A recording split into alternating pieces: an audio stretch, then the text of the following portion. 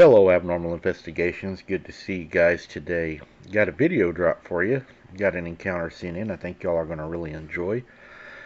I want to thank everybody for all the birthday wishes for Hunter and for the people that are now sending gifts for him for his birthday. That was very nice of you guys. So big thank you to everybody for the support of the channel, and for checking out our merchandise. Our merchandise has exploded.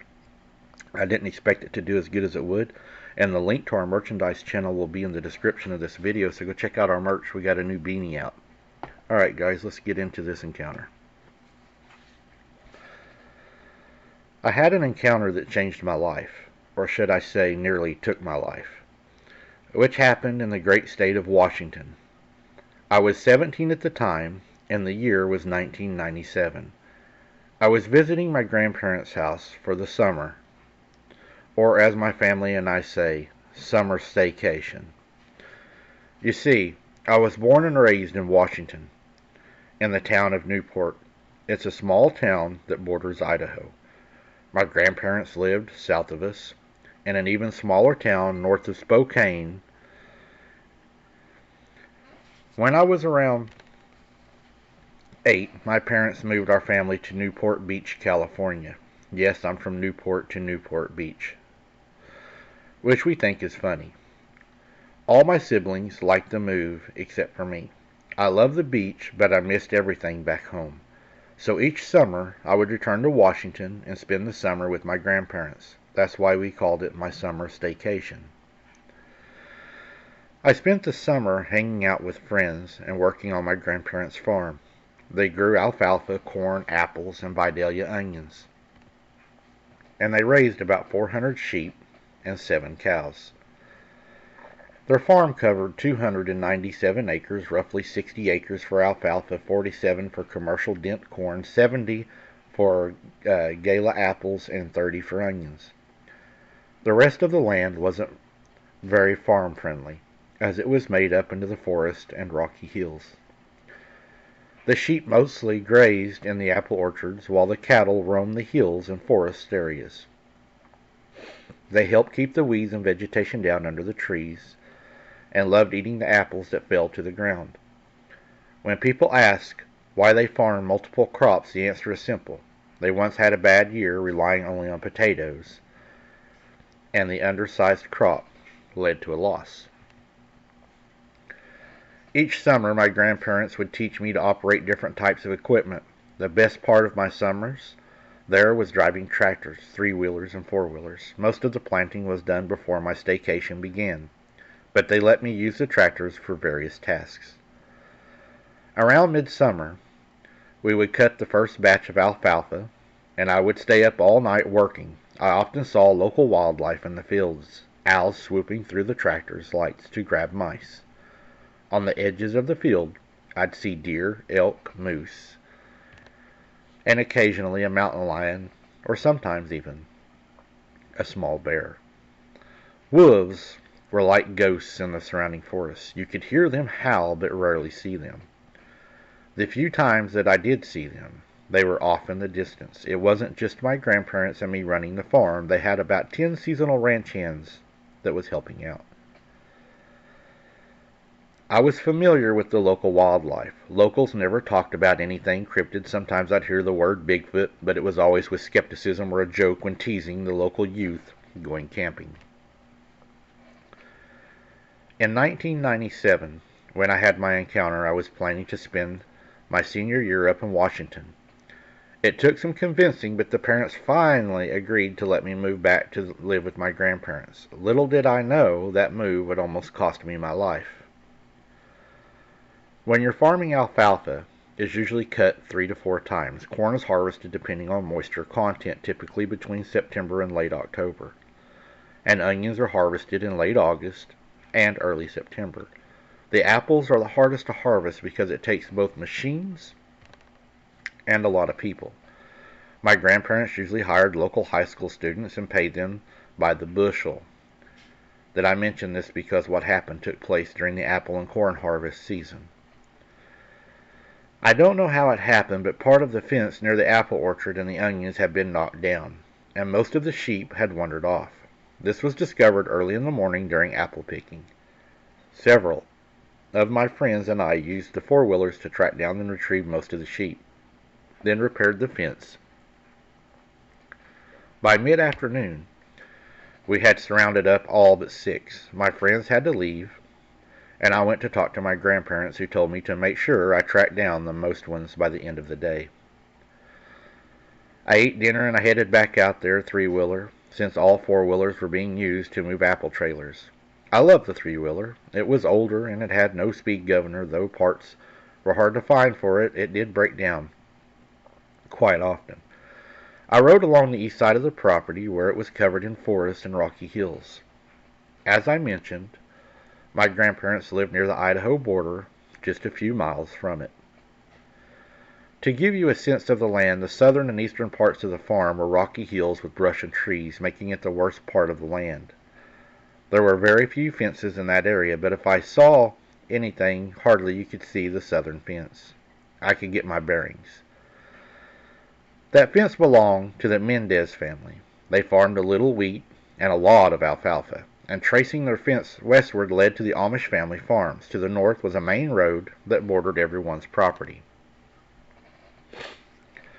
As I headed east, I started my search where we had found the sheep earlier. Looking around, it was hard to tell where the remaining sheep could have gone, so I made my way to the top of the hill to target a better view. That didn't help much, so I searched for an area that sheep would naturally follow. The most likely path seemed to be the one at the bottom of the hill, which wrapped around to an old half-finished rock quarry. The problem was that the quarry had filled with runoff and resembled a marsh. I cut across the hilltop and stopped at the top of the slope leading down to the old quarry. I flipped the kill switch on my three-wheeler, got off, walked over to the edge before the slope tapered down to the marshy drop-off. It was quiet out there. I could feel a faint wind blowing past me toward the swamp. And I thought to myself, what an eerie sight.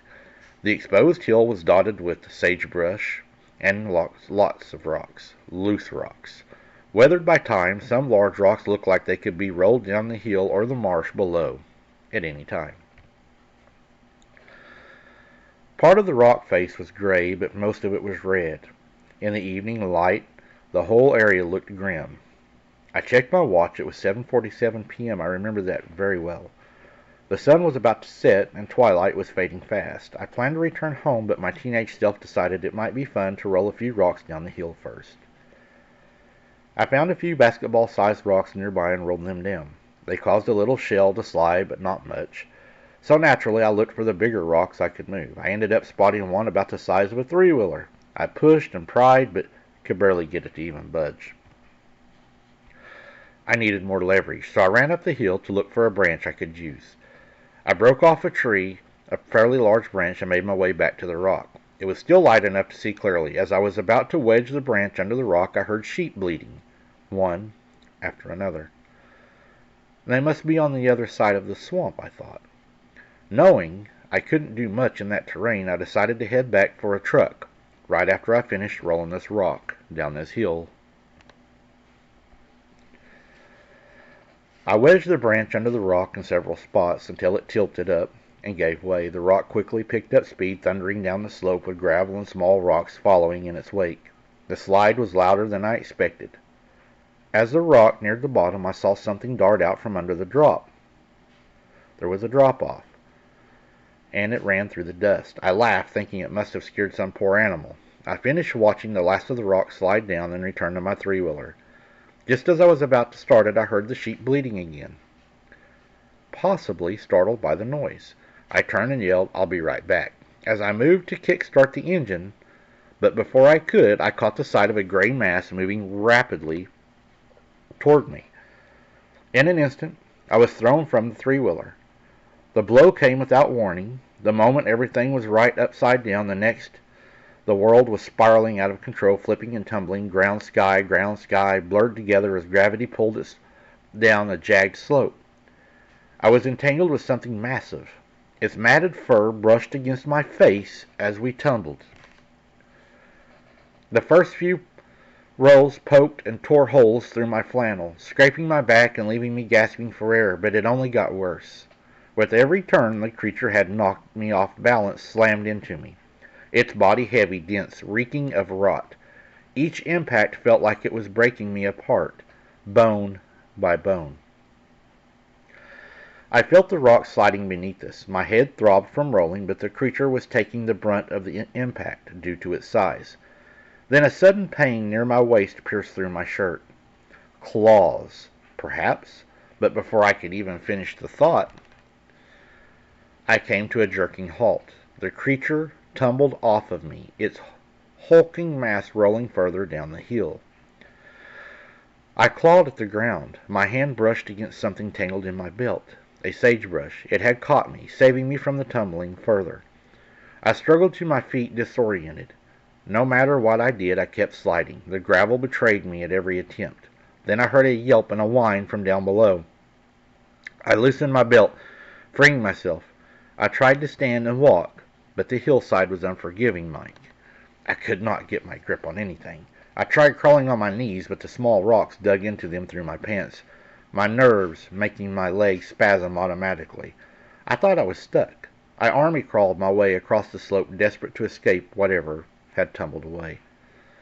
The loose rocks shifted under my weight, but after that, it felt like an hour. I found a more stable spot and was able to stand and to finally run. The three-wheeler was on its side, with a puddle of gas seeping into the dirt from the vent hole on the gas cap. I did what I had done numerous times with that thing. I squatted down, tilted it upright by the handlebars and back fender. The engine, I knew, would be flooded. I held the throttle open for the fuel to settle. I didn't want to wait, but I knew if I didn't give it a time, it would flood further. As I waited, I heard, down below, that thing. It was still there, trying to claw its way back up, its growls warped by the distance. What kind of creature wouldn't give up after that? I muttered to myself. I squinted, trying to see what it was. Its shape looked large, very large. It was by far larger than anything I'd ever seen down by that pond. But it was far larger than anything that could possibly grow. Maybe a wolverine or a large wild boar? No, it was larger. It kept growling, sounding like something between a whine and a snarl. I couldn't stay. Kicking the three-wheeler to life, I throttled hard as the engine purred to life. Just as I was about to speed away, I couldn't resist one last look back. It wasn't there. Then I saw a silhouette zigzagging through the marsh. Dang, no way that thing is that relentless, I thought. In case it was coming back up the hill, I didn't want to be there when it arrived. So I took off.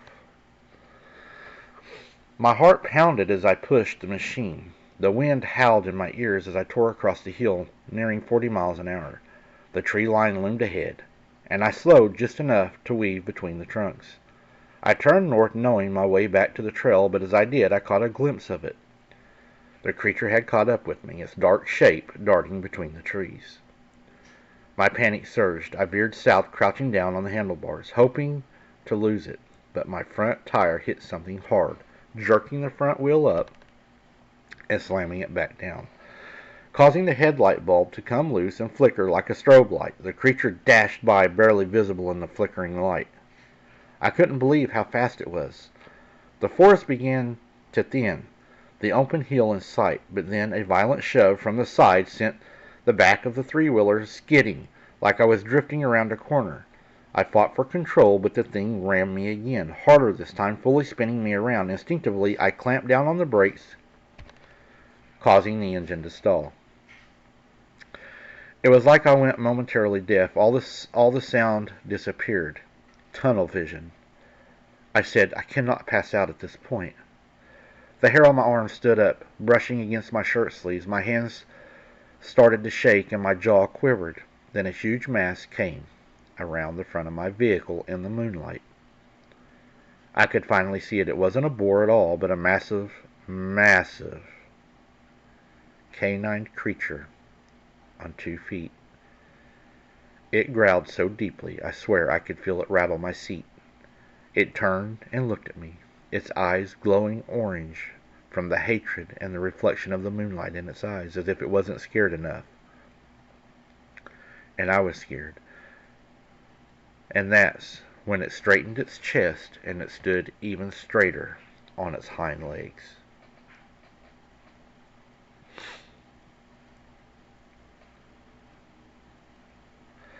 Once on the ground that I had been knocked to, I started to scoot back. The creature slowly went to all fours and came around the side of the three-wheeler. I knew I couldn't outrun it, but I turned and I ran. I didn't make it 3 steps before I tripped, landing face first. Then I felt it. A hand, an actual hand, wrapped around my left ankle. I turned over, barely able to twist my leg in the creature's grasp. The creature stretched out, but not fully, pulling me toward it. Finally, something snapped in me, and I started to panic. But it was an angry, desperate panic. I thought, it wants to eat me. I screamed, kicking wildly with my free leg and trying to pull myself back. Its mouth was open, and it looked just like a giant dog's head. My foot was getting close to its mouth, so I used my free foot, and I started to bash its head, which only seemed to enrage it further. Its growl intensified. My foot wasn't doing much, so I did what you do to a normal dog if it attacks. I started to kick it in the nose as hard as I could, but it still wouldn't release my leg. At this point, I was very teary-eyed and sobbing when I felt a small, fist-sized rock. I picked it up, leaned forward, and I smashed that werewolf right in the nose with it. Then I shoved the rock up into one of its eyes. It yipped, and it released my leg, swatting at me before it grabbed its face. I quickly rolled aside, got to my feet, and in one motion I leapt onto my machine, fired it up, and I took off again, this time riding for my life. I wasn't concerned about getting back to the trail, just focused on staying on the flattest area of the hill. Survival. I thought I heard a howl behind me, but I kept focused on the light flickering. I saw the southern fence off in the distance, and I stayed parallel to it. Running over sagebrush and swerving around rocks, the engine drowned out and any noise around me. Thank God, because I didn't want to hear it again. Shadows appeared in the distance. Building the old Mendez farm was up ahead. My machine was drawing me closer when I heard the hideous roar. It rattled through the core, chills running through my body like a cold breeze on a hot day that makes you shudder. I was shaking, crying, begging, praying, whatever. Just focused on that house, driving the three-wheeler as hard as I could, not caring if I blew a tire or blew a motor. I didn't care if the thing was in one piece when I got there, as long as I got there. My focus was on survival and making it to a safe place. Then my three-wheeler started to jerk forward. As it did, I turned, looked down, and saw the werewolf's hands on both of my tires, his claws digging in, followed by a slight hiss mixed with an engine. It had slashed the sides of my tires, attacking them like a dog chasing a truck down the road. Revving the engine hard, the pierced tires spun free. The beast stumbled and tripped. My bike felt limp beneath me. The RPMs were high, but my speedometer was only 15 miles per hour. The farm was so close. Revving hard, and the speedometer hit 20 as I coasted into the empty area with the old grain silos on the left and the old barn on the right. Before the three-wheeler even stopped, my feet hit the ground. I ran to the barn, pushed the door open, and slipped inside, feeling around for a latch. My hand found a familiar groove. I reached past it, grabbed the handle, and pulled it hard, sliding the metal bar across. I pushed the door, and it held. A moment of relief washed over me as I slid down into the dirt floor. My bike was still idling outside as the light flickered through the bar opening of what looked like a feeding pen. I began to weep hard. I was crying. Looking around and taking in the layout, I recognized the barn from a few years back when my grandpa and I traded hay for a few calves from Julio. I remembered because my grandpa had me move the hay up to the loft using the hay hood pulley. I looked down the middle of the barn, seeing the stalls and the barred windows. Sitting there, I felt my heart pounding, my skin clammy with a cold sweat I hadn't noticed before. Reality set back in. Maybe my mind was playing tricks on me, but as that engine idled outside, I heard dense, heavy footsteps. No, I thought, panicking. Then my three-wheeler creaked. That's the sound of the frame under the strain, being rocked back and forth. I thought, springing to my feet and making my way through the barn, peering through a stall opening. I squinted into a flickering light and saw the werewolf sniffing the air. Not my bike. It lifted my bike back and forth, letting out a growl, a low growl. Before tossing it end over end like a toy, it gurgled, then gave one last sputter before falling silent. With the engine winding down, my eyes darted to each window. Surely that thing wasn't strong enough to rip bars off. Or was it? And then came a bang. Then another. Looking around the dim light, it was hard to see what was happening. Bang. Another crash. Then the other side of the barn. Bang. Catching a glimpse of it out the window, I could see it slamming into the barn. No way, I thought. This thing is trying to break in to get to me. My stomach got very upset. I vomited. It's embarrassing to say, Mike, but I did. I threw up. I was so sick, and I was crying. I puked. I looked like a little kid throwing a fit. When the banging stopped, the scraping began. And then, ting, ting, ting, as it dragged its claws across the bars.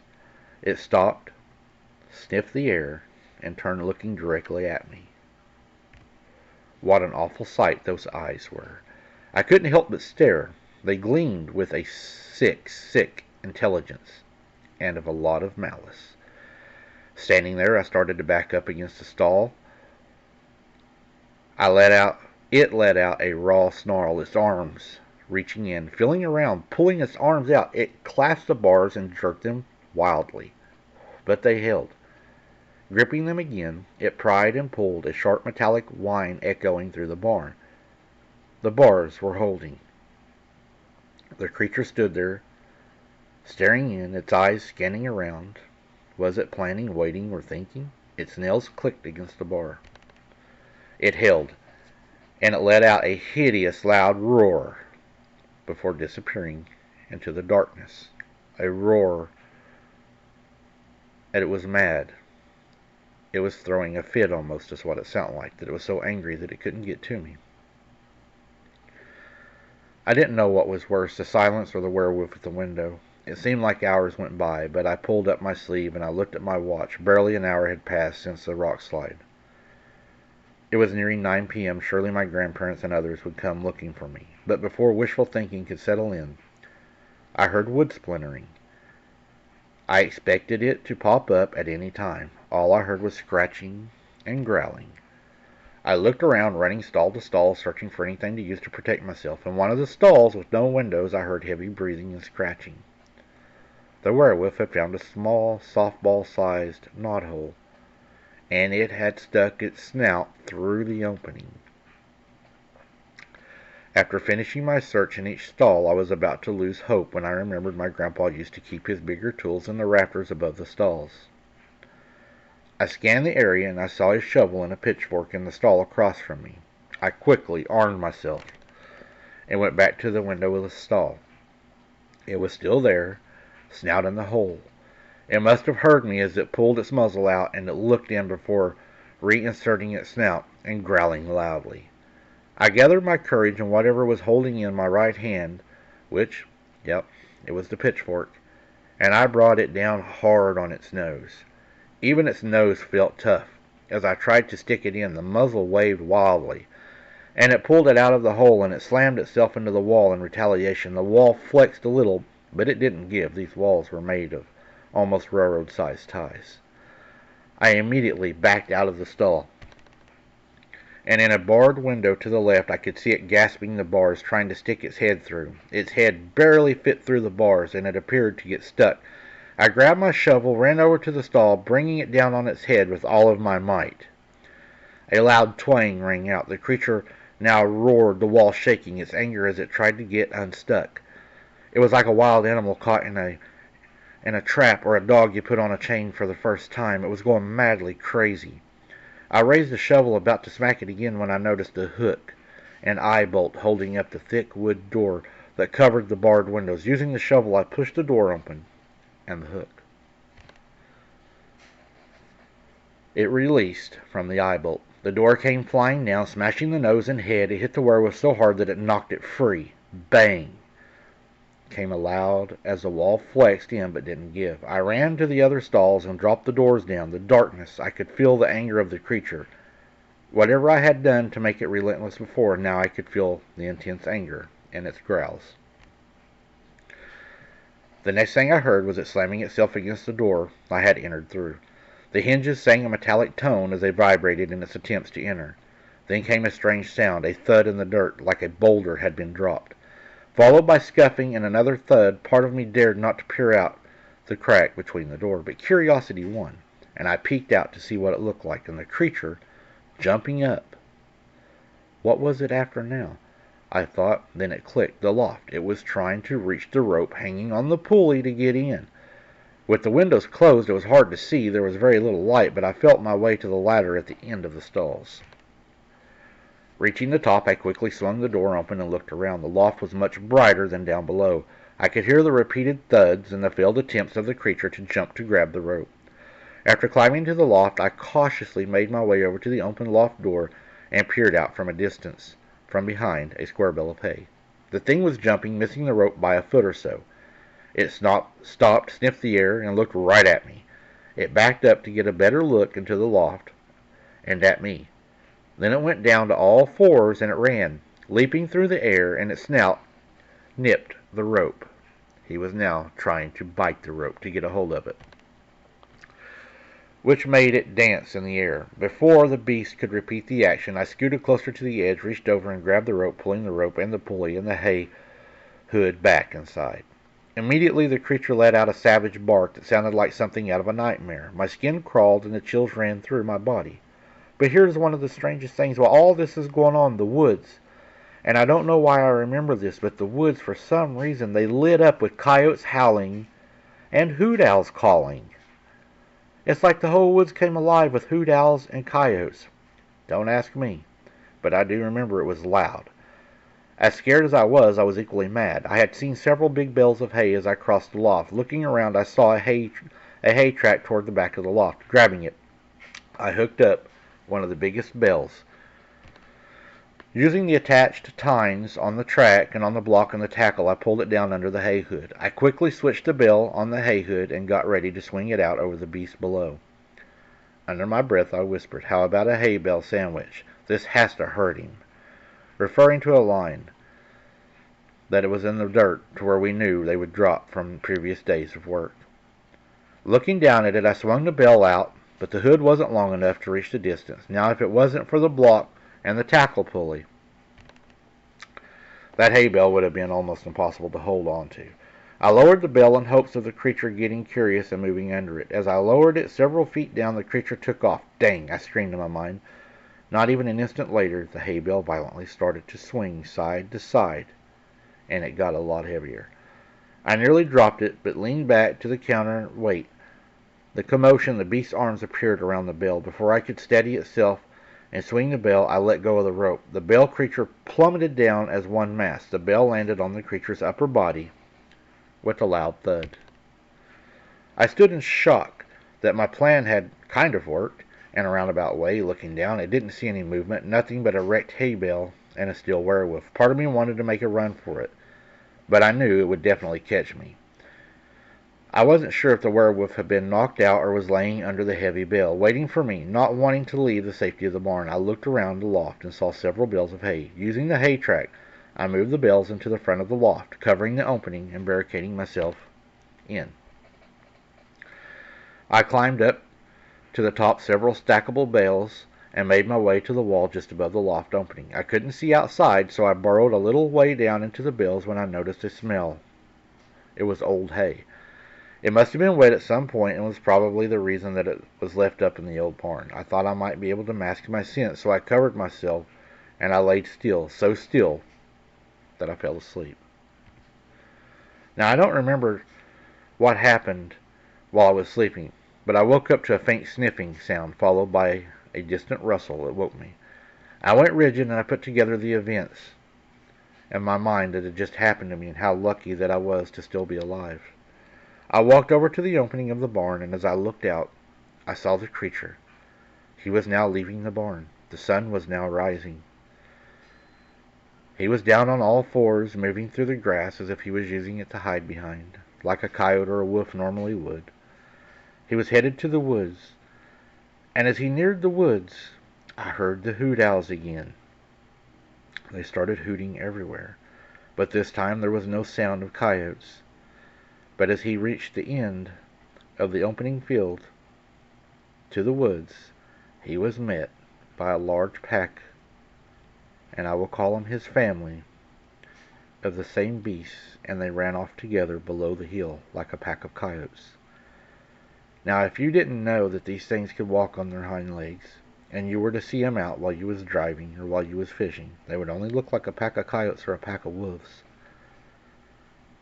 I believe a lot of people are closer to these things than they know. They just don't realize what they are because they're good at hiding. I'm a lot older now, and I don't allow people to come to the farm that now I've inherited and to work alone. We're all armed. I do hire some high school students, but mostly now older men that are capable of using guns and defending themselves, and we have a rule of 2 by 2 that we all have to stay 2 people at a time. That was the most experiencing thing in my life, Mike. I thought as a young man that my days were over when I was just playing at a pond like many kids would do. How many times have you played at a pond, throwing rocks in it or limbs in it, or fishing, or walking back late evening? I was doing nothing any other different than any other kid would have done. But I think when I rolled that rock, I think I startled it, and I think it thought that I tried to hurt it, and I think it was trying to get revenge on me. I think the rock must have almost have hit it. What do you think happened? I know that I'm just happy to be here, and it's my pleasure to share this story with you and your awesome channel, Mike. We all appreciate you. Thank you very much. I appreciate that. I agree. I think whenever you rolled that rock down there, I mean, it could have had a den, it could have been with some little ones, or it could have just been alone, and it thought that you were trying to hurt it, and it wanted to get you back for that. Or you may have hurt one that you didn't see. Maybe there was one down there that you didn't see that you did end up hurting, or maybe even worse. That is a chilling tale. I really enjoyed your encounter. Thank you for sending that in. I think it was a very good encounter. I know everybody's going to really, really appreciate that. But again, that was it had to be really intense for you. It's like running for survival. I know I felt that way when I found that old barn behind my granny's and me and my cousins ran for our lives. You get hyper focused on one point and you just try to make it there no matter what. So I know what you were feeling. Thank you for sharing that with me. I really appreciate that. Thank you everybody for listening. Please hit the like button on this as it helps get this out to everybody so they're able to hear this and hear the encounters. And I look forward to your comments, guys. As always, I answer each and every one of them that I can. Thank you all for listening, and remember, keep your head on a swivel. Don't be something's dinner. Thank you for listening, guys.